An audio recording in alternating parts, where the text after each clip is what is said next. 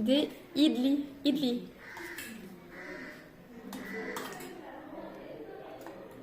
Chutney, sauce. Je vais me régaler. Normalement, la nourriture n'est pas incluse là où je suis, à l'auberge où je suis. Mais en fait, j'avais super faim. Là, il est 11h et j'ai pas mangé. Et donc, ils m'ont offert ça. Ça s'appelle idli. C'est du riz. Comme tout est à base de riz. Voilà. Et des bananes. Enfin, voilà. Donc, je suis super contente. Et en fait, Dieu pourvoit. Miam. Merveilleux. Banane jumelle. Yummy.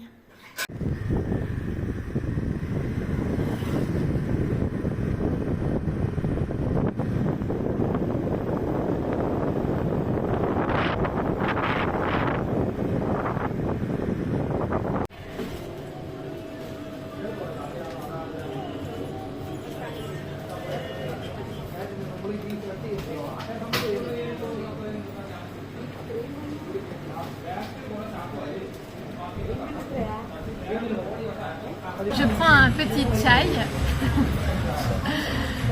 Je rigole parce que je suis avec un monsieur qui partage, qui est en face de moi. Would you like to say hi? Hi.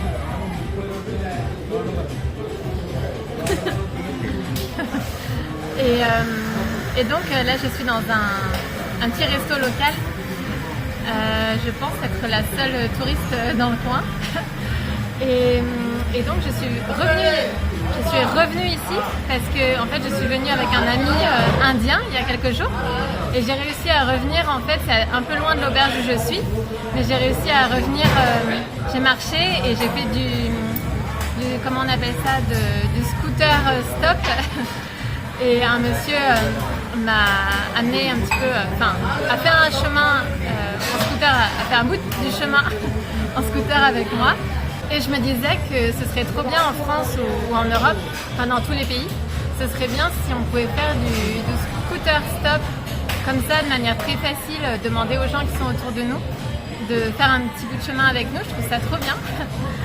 Et voilà, et j'ai réussi donc à revenir ici, donc un resto typique local qui est près de la gare de Barkala, où je suis. Et voilà, et donc je prends ce petit chai bien bon. Et après, on va peut-être faire un petit tour avec le monsieur qui est là. Parce que je lui ai demandé conseil et il va peut-être m'accompagner aussi pour 2-3 trucs. Bon bah du coup me revoilà sur un scooter. Les gens sont hyper gentils ici. Donc là je suis avec le monsieur du restaurant. Et on fait un petit tour en fait, j'ai dit un scooter, mais je crois que c'est une moto. En moto. Et en fait, parce que je voulais savoir où retirer de l'argent, du coup il m'a montré. Voilà, et là on fait un petit tour. Et on va aller, je vais retourner à l'auberge. Donc là on est à la pompe à essence.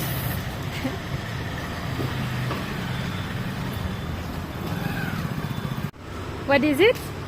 Khadiamul. What does it mean? My grandchildren name. Your grandchild name. Yeah. Oh, okay. It's customized.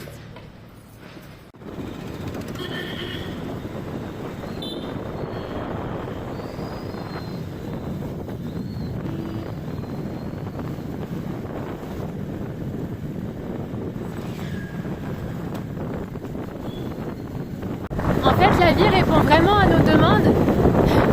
Je suis obligée de filmer de près parce que je suis sur la moto. Parce qu'en fait, quand je suis arrivée au resto où j'ai mangé aujourd'hui, voilà, qui nous double. Quand je suis arrivée au resto, je me suis dit comment je vais faire pour rentrer parce que j'étais un peu loin de l'auberge. Et voilà, et en fait, le monsieur il s'est assis en face de moi. Et là, maintenant, on rentre à l'auberge ensemble. Il fait un tour de ville parce qu'il m'a dit que c'était son jour de congé et que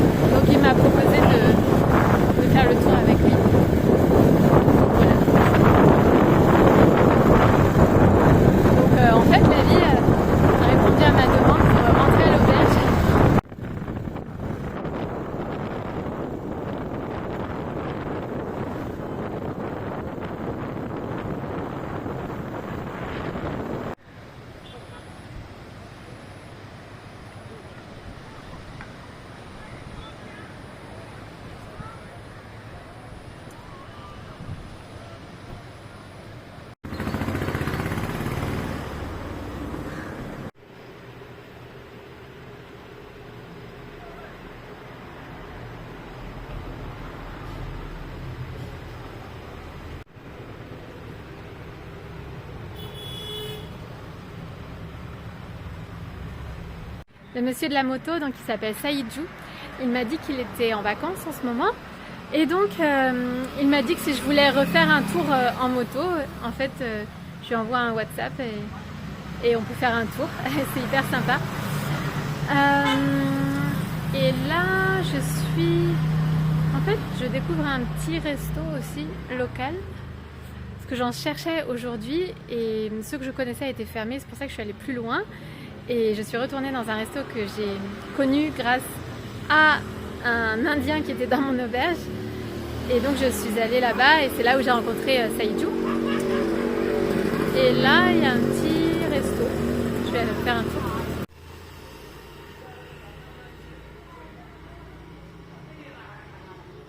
What languages do you learn at school? Languages. Languages. Yeah. Languages subject. How many languages do you learn? Yeah, subject. Language Seven subject. subjects. 7 subjects. Okay. And how many languages? Malayalam?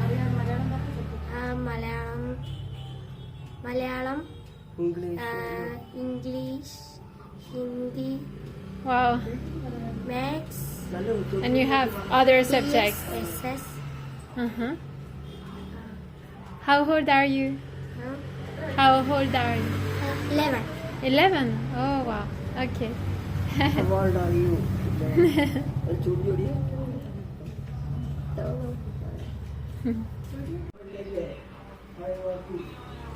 Can you open it?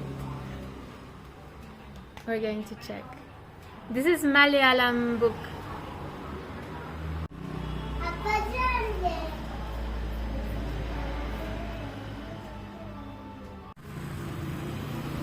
See you! Donc dans ce resto, il n'y a que des dosas le matin. Et j'ai rencontré la famille, c'était hyper mignon. Et là, je vais acheter des bananes. Les petites bananes. Et elles sont super bonnes, très sucrées.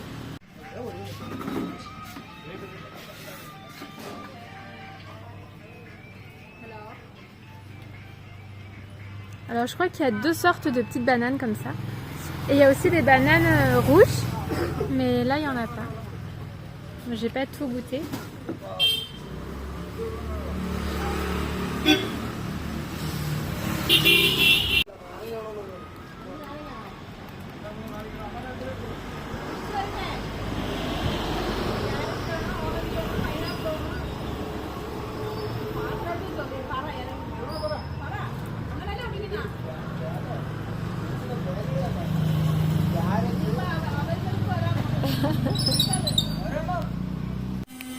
Futur architecte.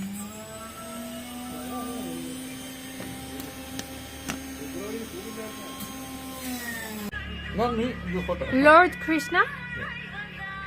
Okay. On your phone? Yeah, my WhatsApp profile. WhatsApp profile. Yes. Also my Telegram profile. You know Telegram? Uh-huh.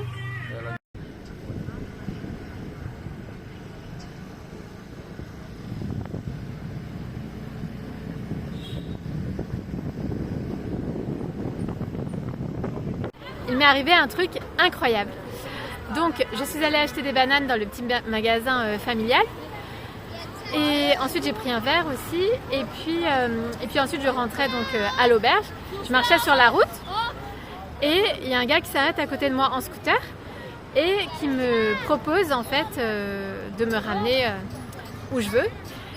Et donc, on a parlé un petit peu. Il était plutôt correct, sympa. Donc, je lui ai dit ok. Et on va juste... je lui ai dit de m'amener à la plage, qui est proche de l'auberge. Et donc on a parlé un peu sur le trajet, on arrive ici, on parle.